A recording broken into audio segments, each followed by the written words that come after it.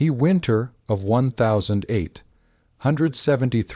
came down off the Rockies like something with a personal grudge. It swept through the high passes in the first week of November and sealed the world under a silence so complete that even the wolves went quiet. By the time it reached the flat, bottomed valley where the trading post of Harlan's Crossing squatted beside a half-frozen creek, it had already killed 2 prospectors who hadn't respected it, a mule who'd had better sense than either of them, and any lingering hope that the season might be mild.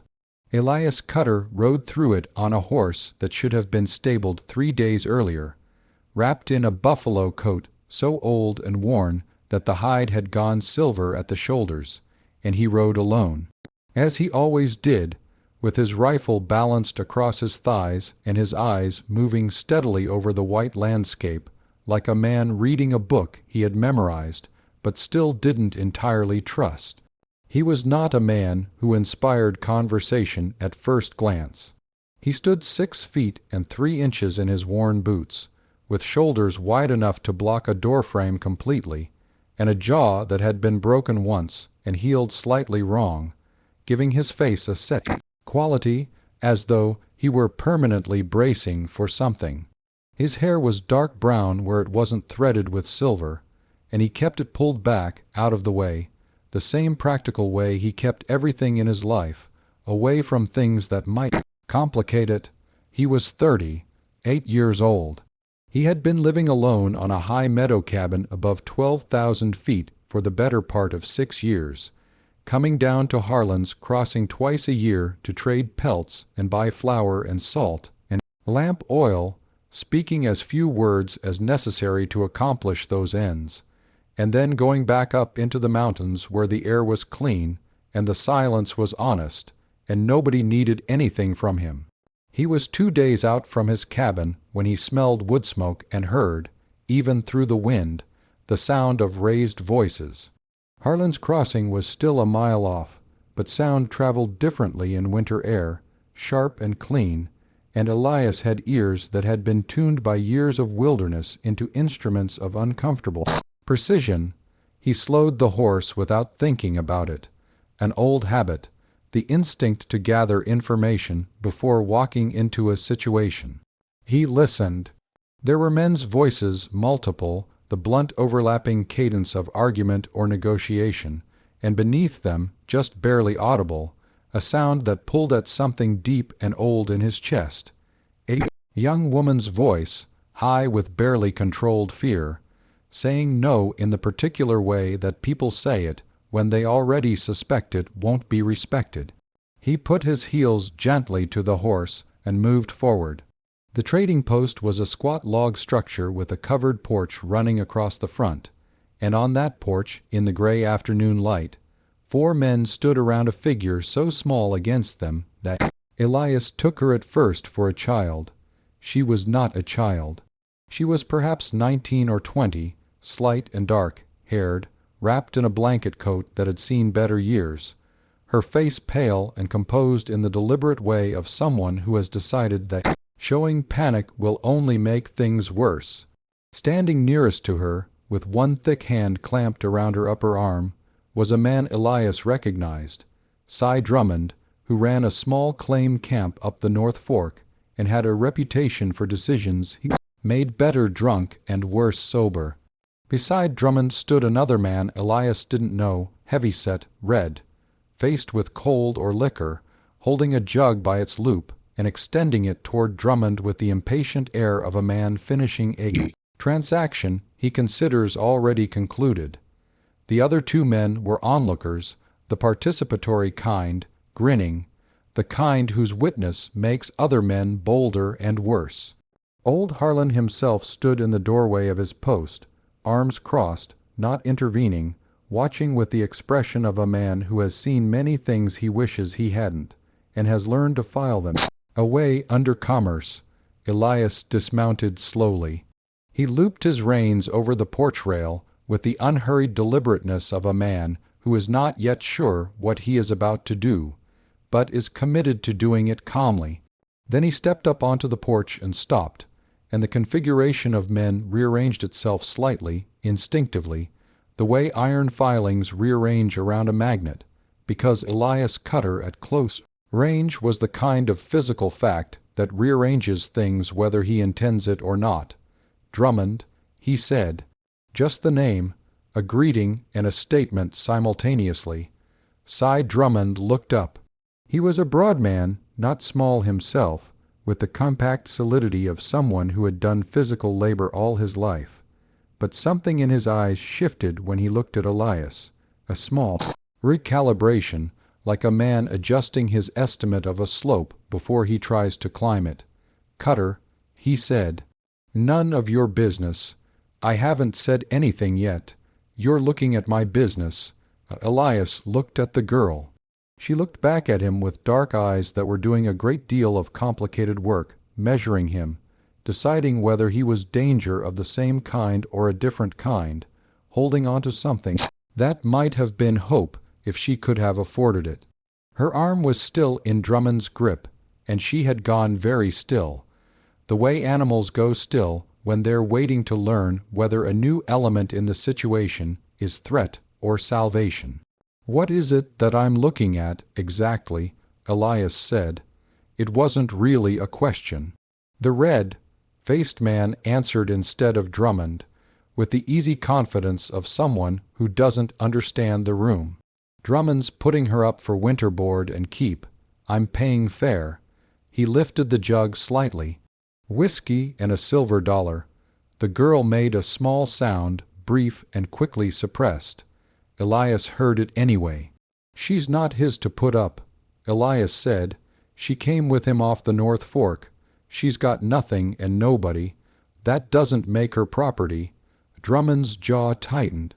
"You got no stake in this, Cutter. Move on." What happened next was not something Elias planned, not exactly. It emerged from some place below planning, from the part of him that had once been a different man in different circumstances, and that had never entirely gone away despite 6 years of deliberate solitude. He reached into the inner pocket of his buffalo coat, the one closest to his chest where he kept the things that mattered most, and he drew out a small pouch of heavy leather, the sort that makes a particular sound when set down on wood, a dense, solid, settling sound, the sound of worth. He set it on the porch rail between himself and Drummond. "That's 4 ounces of placer gold," he said. "I weighed it this morning. It's worth more than the jug and $20 besides." He looked at Drummond steadily.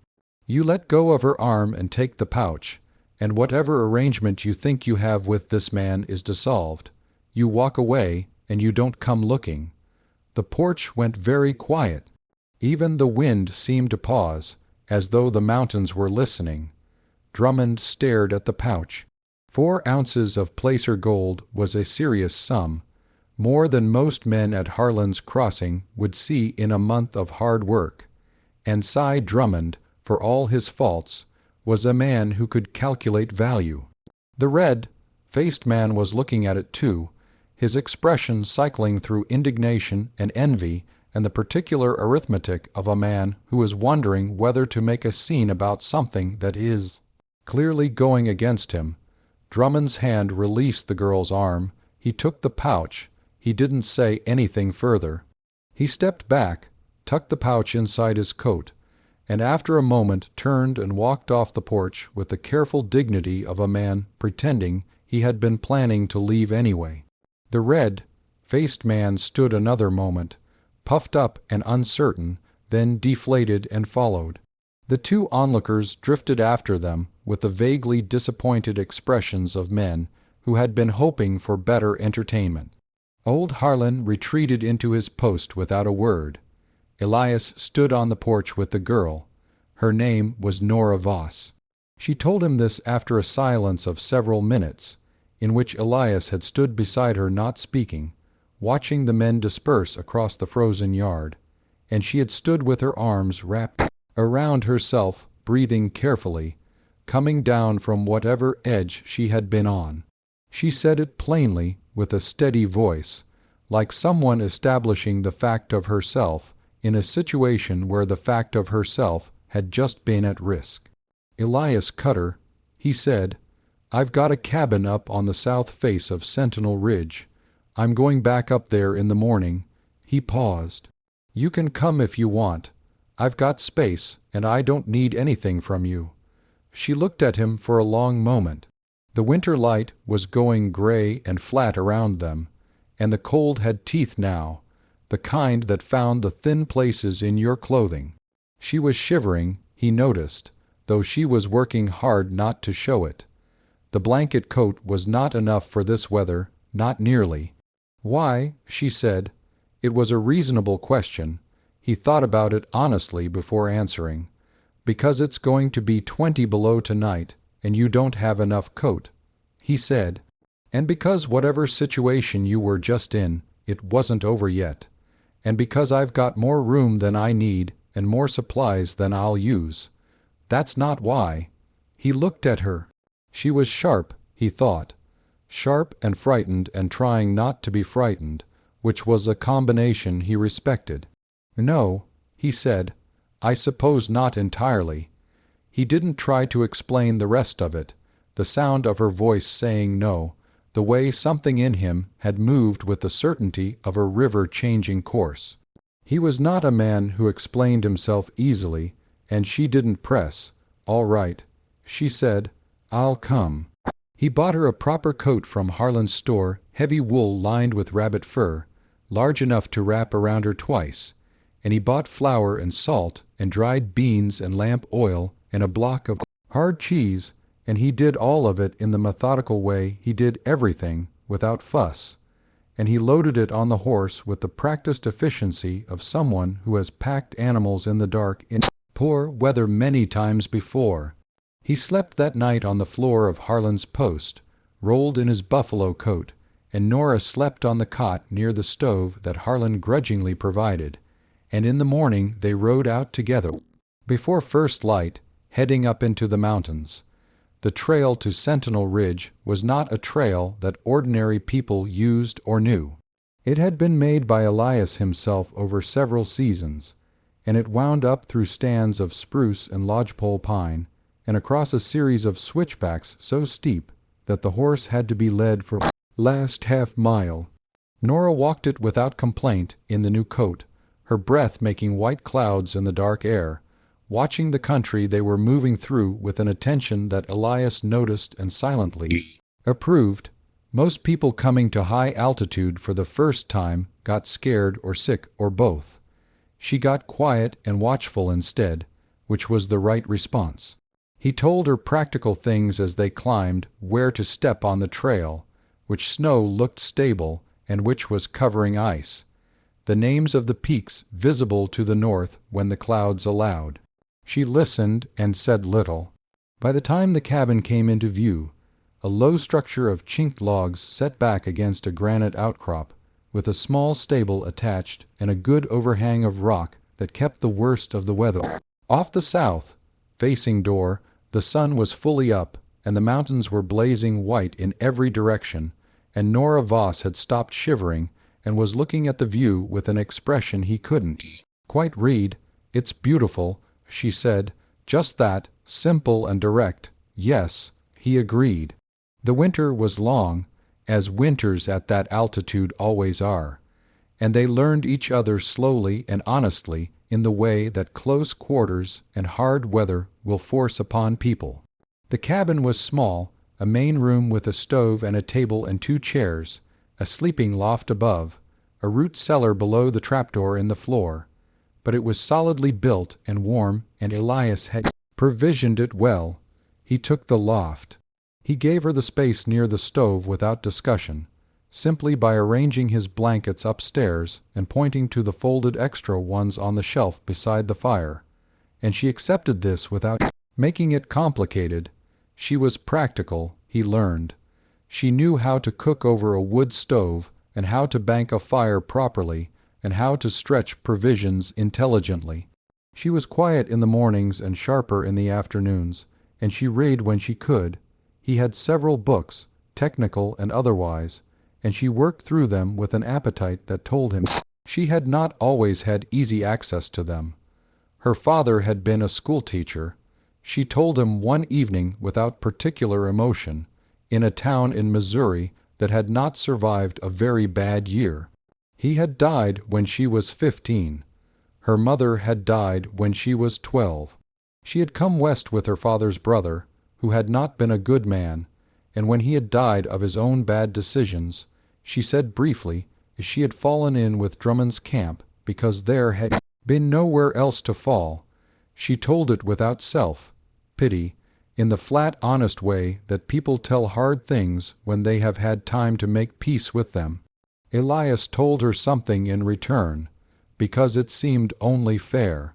He told her that he had been a soldier before he was a mountain man, cavalry in the war, and that he had come west afterward because the country he had left in Virginia no longer felt like a place where he could breathe properly. He told her about the first year in the mountains, how badly he had overestimated himself, and how the mountains had spent that winter patiently correcting his errors. He did not tell her everything. There were things he still kept folded away in a place he did not visit. But he told her enough, and she received it the same way she received everything, with a quiet attention that was neither intrusive nor indifferent. They developed a rhythm. He checked traps in the early morning, and she had the fire built up and water heated by the time he came back. She cooked. He split wood every afternoon.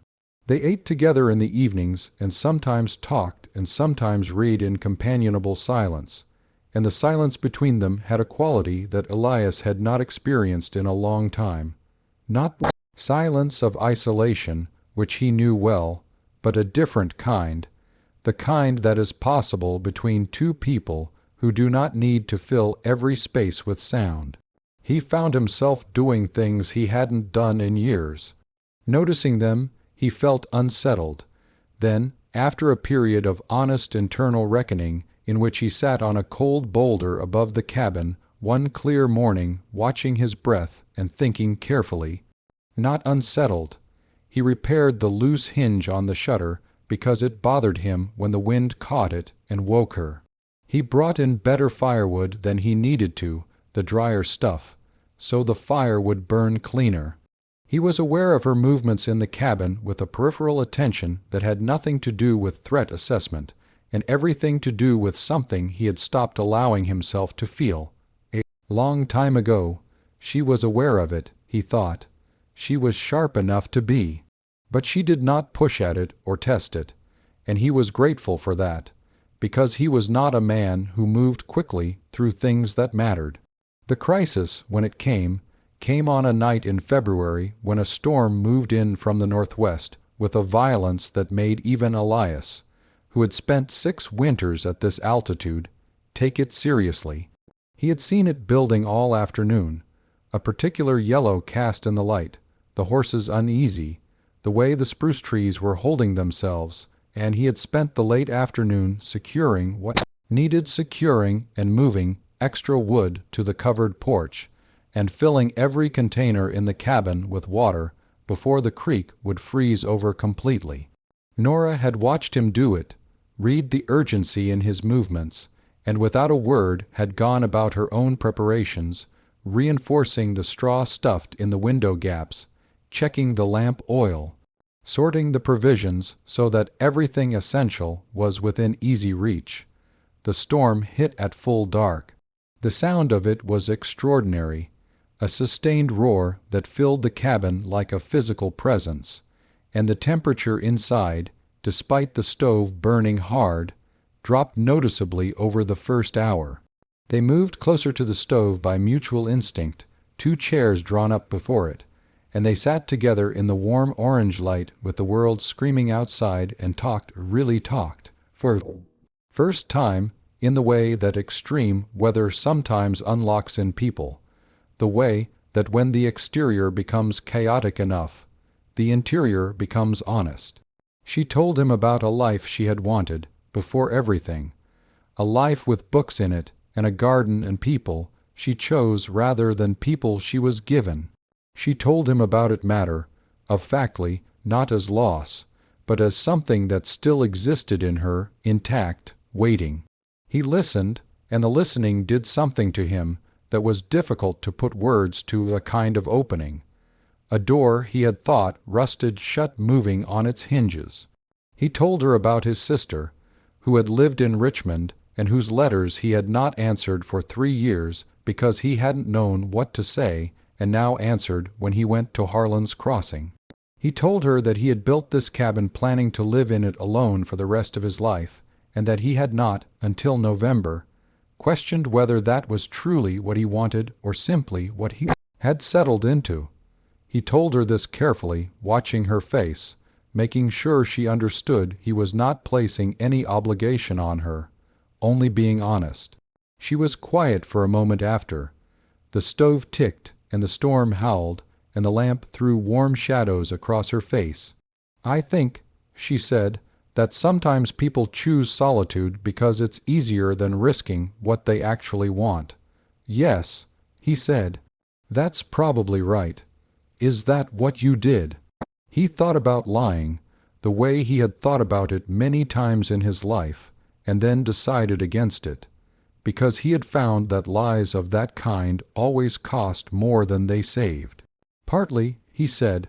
"After the war there were things I didn't trust myself with, wanting things. I thought I'd gotten over that. And now—" He looked at this woman who had come into his silence and hadn't broken it, but had somehow made it inhabitable in a different way, who had been handed over for whiskey and received like gold, who was reading Emerson by lamplight in a mountain blizzard with the same composed attentiveness she brought to everything. And he said, quietly, "I think I might not be over it after all." She held his gaze for a long moment. Then she nodded, slowly, as though something she had suspected was confirmed. She reached out and put her hand over his where it rested on the arm of his chair, just briefly, warm and certain. And then she took it back, and they sat together listening to the storm work itself out overhead, and there was something new in the silence between them now, something that had been approaching all winter and had finally arrived. Spring came to Sentinel Ridge the way it always did, grudgingly, then all at once. The snow retreated up the slopes inch by inch through March, and the creek came back in a rush in early April, and the spruce trees put out their small brilliant green tips, and the first marmot appeared on the granite outcrops as though emerging from a rumor. Nora planted a kitchen garden in the south, facing patch of soil beside the cabin where Elias had been meaning to plant one for 6 years and had never quite gotten to. She did it with a thoroughness that he admired, tending it daily, working compost into the poor mountain soil with a patient persistence that reminded him of the way she did everything with steady, unspectacular competence, without drama, as though the work itself was sufficient reason for doing it well. In May they rode down to Harlan's Crossing together. It was the first time Elias had made the trip without being alone, and the difference was strange to him in a way that was not unpleasant. A kind of weight on his left side, the awareness of another person's warmth beside him on the trail. Harlan looked at them when they came in, looked at both of them, and said nothing, which was the most that could be hoped for from Harlan. Elias traded his winter's pelts and bought supplies, and also, from the small selection in Harlan's back case, a length of blue ribbon that was the exact color of the wildflowers Nora had pointed out on the upper trail and exclaimed over, the first purely impractical thing he had bought in 6 years, possibly longer. He put it in his coat pocket without ceremony and gave it to her later at the cabin, setting it on the table without explanation, and she picked it up and held it for a moment and then looked at him with an expression that did all the work that words were too small for. Cy Drummond had left the area before winter's end, gone further north. Someone at the post said, following a rumor about silver. Elias filed this information and let it go. Drummond had taken his gold and kept his word, and Elias asked nothing further of any man than that. There was no formal ceremony that spring, no pronouncement, no single moment of declaration. What there was instead was a gradual and mutual and completely certain drawing together, the kind that happens between people who have taken each other's measure honestly and found nothing to flinch from. He asked her one evening in June, sitting on the cabin steps while the light came off the peaks in long golden sheets, if she thought she could be content here, on this mountain, in this life. He asked it simply, without dressing it in language it didn't need. She considered it with the seriousness he had come to expect from her, really considered it, not as a formality, but as a genuine act of self-examination. "I think content is the wrong word," she said at last. "Content sounds like settling." She paused. "I think I could be happy here. I think I already am." He exhaled something he'd been holding for a long time. "Good," he said, "then stay." She stayed. Years later, when people in the valley below told the story, and they did tell it, because it was the kind of story that travels, the kind that gets passed between people around fires and stoves, and across trading post counters, they got some details right and some wrong, as stories always do. They got right that a mountain man had come down off Sentinel Ridge in the early winter, and found a woman being sold for whiskey, and had put his own gold on the table and taken her home instead. They got right that he was a big quiet man who didn't explain himself much, and that she was small and sharp, and not someone who needed rescuing so much as someone who needed an honest choice in a situation that had been stripped of choices. They got right that the two of them had built a life together in the high country that lasted and deepened and bore the weight of years with grace. What they got wrong, mostly, was the nature of the act. They told it as a rescue, a great man saving a helpless woman, and that was not quite what had happened. What had happened was that Elias Cutter had seen something being treated as less than it was worth, and had put a true value on it. Not just the gold on the porch rail, but the choosing, the honest offer, the respect embedded in saying, "Here is a door, and you may walk through it or not as you decide." And what Nora Voss had done was not so different. She had looked at a large and weathered and uncomplicatedly decent man, and had chosen, with full understanding and clear eyes, to trust him. Two people exercising judgment simultaneously in the same direction, that was the whole of it. It was not a small thing to be the whole of it. The cabin on Sentinel Ridge still stood, if you knew where to look.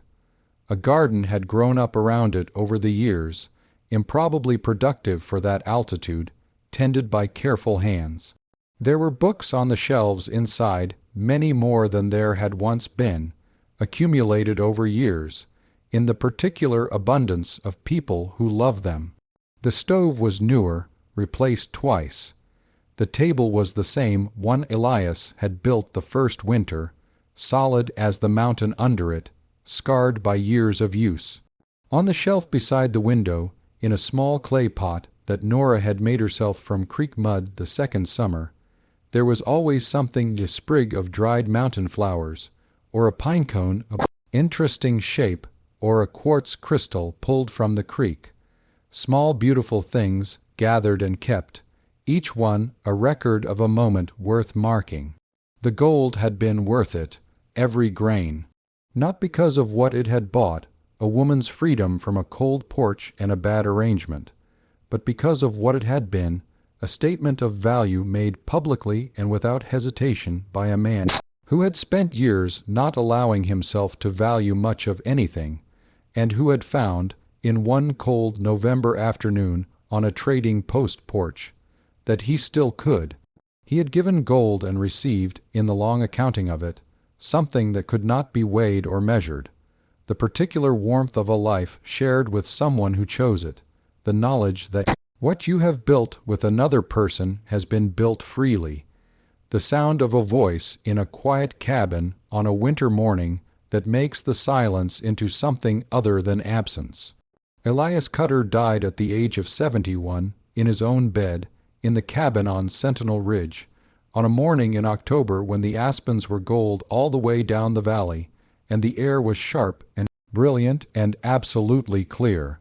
Nora was beside him, as she had been beside him for over 30 years, and the last thing he said, by all accounts, hers, which is the only account that matters, was that the mountains were beautiful today. She told him they were.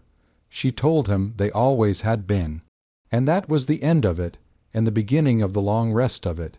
And the story goes on from there in the quieter way that good stories often do, without drama, without urgency, sustained by the accumulated weight of ordinary days lived with extraordinary care.